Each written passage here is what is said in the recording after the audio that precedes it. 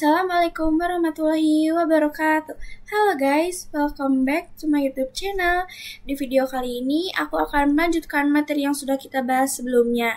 Nah, di video kali ini aku akan melanjutkan ke bab 3, yaitu Networking Models MTCNA atau singkatan dari Mikrotik Certificate Network Associate. Nah, sebelum kita bahas konsep, saya akan menjelaskan dulu apa sih Networking Models. Networking Models adalah suatu aturan yang mendefinisikan bagaimana suatu perkumpulan perangkat komputasi bisa saling terhubung dan berkomunikasi. Perangkat komputasi bukan hanya komputer saja, tetapi banyak juga yang lainnya.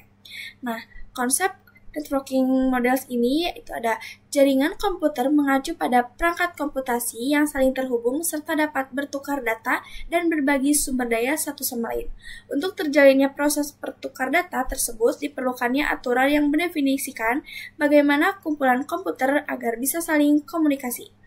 Nah, aturan tersebutlah yang disebut dengan Networking Models. Jadi, bagaimana setiap vendor dapat saling berkomunikasi dengan Open Standard Networking Models yang tersedia. Untuk saat ini, Open Standard Networking Models yang tersedia dan terkenal ada dua, yaitu TCP/IP model dan OSI model. Nah, ini untuk OSI model dan ini untuk TCP/IP model. Lanjut, di sini ada Before Open Networking Model Exit. Tiap vendor memiliki jaringan modelnya masing-masing. Pada tahun 1974, IBM menciptakan model jaringannya yaitu System Architecture Network atau biasa disingkat sebagai SNA. Dan vendor lain juga membuat model jaringannya masing-masing. Jika suatu jaringan itu terdiri dari beberapa vendor dan beberapa vendor memiliki jaringannya masing-masing, maka akan dapat kesulitan untuk menghubungkan setiap vendor agar dapat saling komunikasi. Maka dari itu ada After Open Networking Model Exit, agar setiap vendor dapat saling terhubung dan komunikasi karena menggunakan satu jaringan dalam networking models. Nah, selanjutnya ada TCP/IP model. TCP/IP model merupakan jenis networking model yang saat ini common digunakan. Jadi TCP/IP itu mendefinisikan suatu protokol agar antar komputer, utamanya yang berbeda network, itu bisa saling komunikasi. Nah, untuk membantu dalam memahami, setiap networking model itu dipecah menjadi bagian-bagian kecil yang disebut sebagai layer. Secara dokumentasi, TCP/IP model terdiri dari 4 layers, namun penerapan dalam real network, TCP/IP model lebih mudah untuk dibagi menjadi 5 layers. Lanjut, di sini ada TCP/IP Application Layer. Application Layer berfungsi sebagai antarmuka dengan aplikasi, mengatur bagaimana aplikasi dapat mengakses jaringan dan kemudian membuat pesan-pesan berskala. Di antara contoh service dari Application Layer itu seperti HTTP, POP3, SMTP, IMAP, SSH, dan lain sebagainya. Nah, kita ambil contoh satu yaitu HTTP. HTTP itu digunakan ketika kita mengakses suatu web server. Nah, kita di sini bisa melihat ilustrasi gambarnya.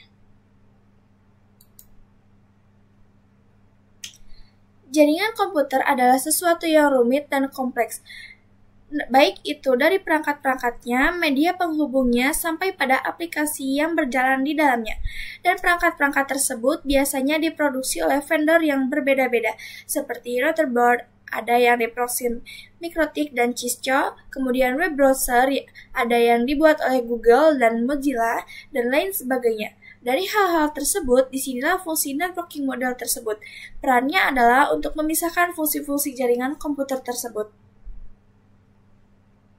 Caranya adalah dengan membuat beberapa lapisan fisik hingga non-fisiknya.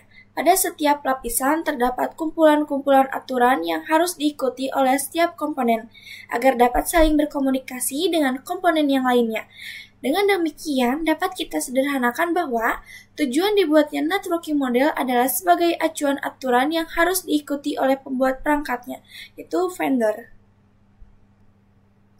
Coba kita perhatikan dua belah model networking di atas.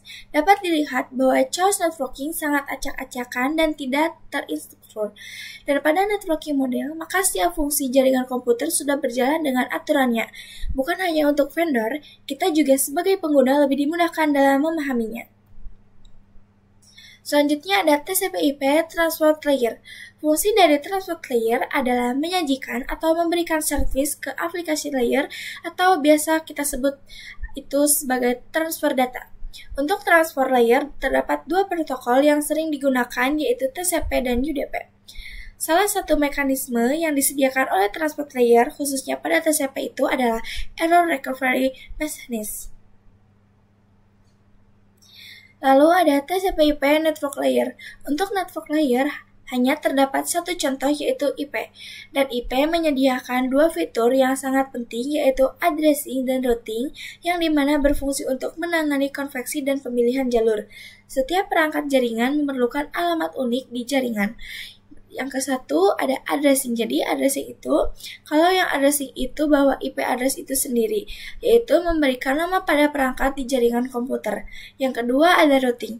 Routing salah satu fitur yang disediakan pada IP di bagian network layer yang bekerja layaknya kantor pos, yaitu mencari rute tercepat untuk sampai tujuan. Nah, selanjutnya ada TCP/IP, Data Link Layer, dan Physical Layer. Data Link Layer mendefinisikan protokol yang dibutuhkan pada Physical Layer. Salah satu fitur pada Data Link Layer adalah VCS atau Frame Sequence, yaitu Error Detection Mechanism hanya mendeteksi error tanpa recovery. Addressing yang digunakan pada Data Link Layer adalah MAC address. Physical Layer mendefinisikan cabling pada satu jaringan komputer, mendefinisikan secara fisik apa yang digunakan untuk menghubungkan antar device. Di sini ada encapsulation dan decapsulation. Decapsulation itu proses pembungkus data dengan header pada data di setiap layernya. Adapun decapsulation maka itu sebaliknya. OSI model konsep. Untuk saat ini, model yang sering digunakan hanya TCP/IP, karena untuk dari sisi perkembangan protokolnya atau modelnya, TCP/IP lebih dominan dibanding OSI layers. Namun, OSI layers biasa dipelajari karena mudah difahami. Sebelum networking model ada, setiap vendor membuat atau memiliki networking modelnya masing-masing.